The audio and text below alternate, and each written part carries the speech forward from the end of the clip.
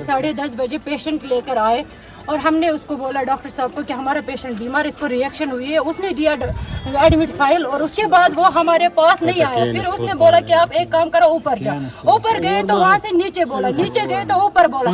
फिर उन्होंने कुछ नहीं किया अभी तक। अभी उन्होंने सुना ना कि मीडिया आ रही है तो तुरंत आए, सारे बोले कि हम इस पेशेंट का इलाज करें।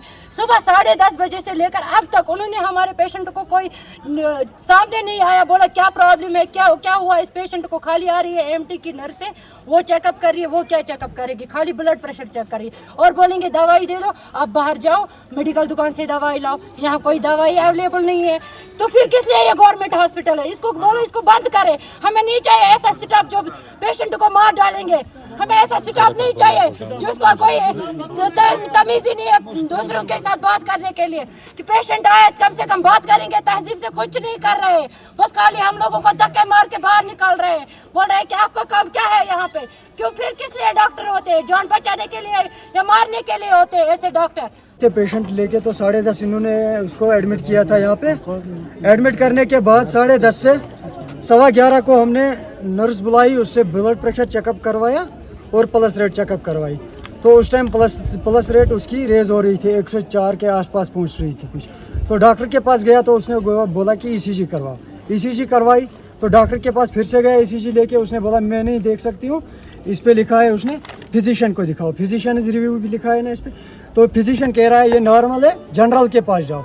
जनरल के पास गया मैं तो बोला मैं कुछ नहीं कर सकता हूँ। मैंने बोला जब आप कुछ नहीं कर सकते हो तो मुझे पहले ही क्यों नहीं बोला कि हम कुछ नहीं कर सकते, मैं पेशेंट को किसी और जगह लेके जाता। तो उन्होंने कहा कि एडमिट किसने किया है वही इलाज करेगी। तो मैंने कहा डॉक्टर बाजला जो है उसने एडमिट किया था। तो उसके बाद मैं गया था इम्तियाज़ साहब की, इशफाक साहब कौन था वहाँ पे फिजिशियन में, तो उसके पास गया तो उसने बोला नॉर्मल है। मैं अब गायनी के पास जाओ, वही बोलेगी। गायनी के पास गया तो जनरल के पास जाओ। सुबह से लेकर यही कर रहा हूँ मैं 2:45 तक। 2:45 बजे मैं अब जब बाहर आया आपको फ़ोन किया यहाँ आ जाओ, ऐसे प्रॉब्लम है। तो अब जब आप नज़दीक पहुँचे यहाँ पे तो सब लोग आ गए मेरे पीछे पीछे। जहाँ तक कि मैंने कोका साहब से भी बात की, उसने कहा कि मेरे जिम्मेवारी पे छोड़ दो। मैंने उसे कहा था कि सर आप नए हो यहाँ पे, आपको पता नहीं है, ये स्टाफ पूरा का पूरा ऐसा ही है, हर साल ऐसे ही कर रहे हैं, हर दिन ऐसा ही हो रहा है इधर।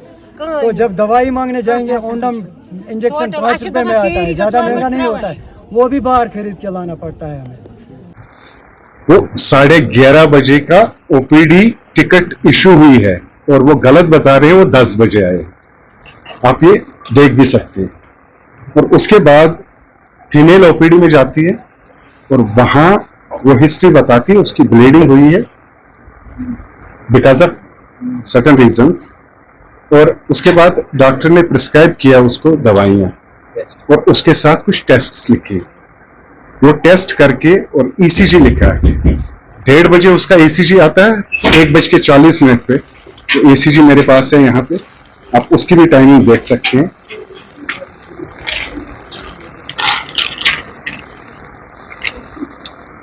ये टाइम है 1:40 पे इसका ECG होता है।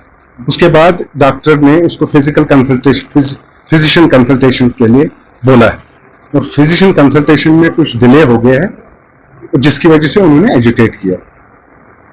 ये 2-2:30 बजे की बात होगी।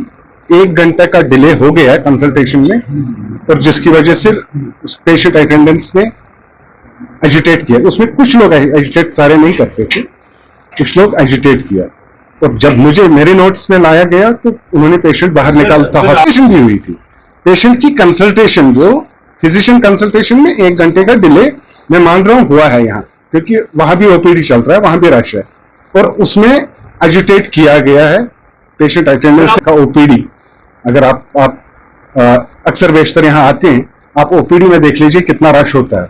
शायद उसकी वजह से कम्युनिकेशन में कुछ गैप रही होगी, डॉक्टर, पेशेंट अटेंडेंट्स और रेफरिंग डॉक्टर में कुछ communication gap because of workload रही होगी। मैं उसमें जांच करूंगा वजह क्या रही है।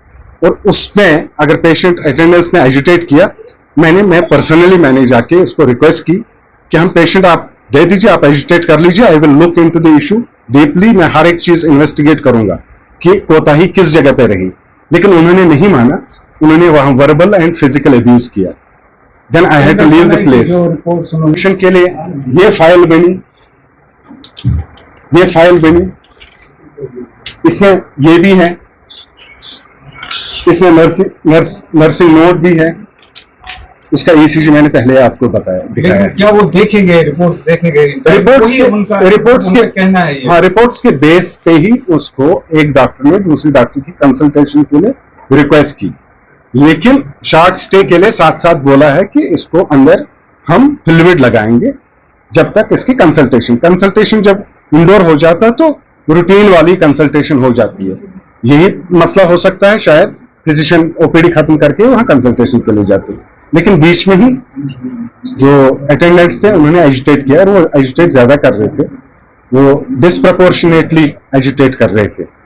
तो जहां पे वो इमरजेंसी में नहीं आया है, ये पेशेंट इमरजेंसी का नहीं है, ये रूटीन पेशेंट है जो ओपीडी में आया, ओपीडी में इसका ट्रीटमेंट शुरू हो गया, शॉर्ट स्टे के लिए कहा गया और इसको फ्लूइड वगैरह लगाना था, ये इमरजेंसी वाला पेशेंट नहीं था।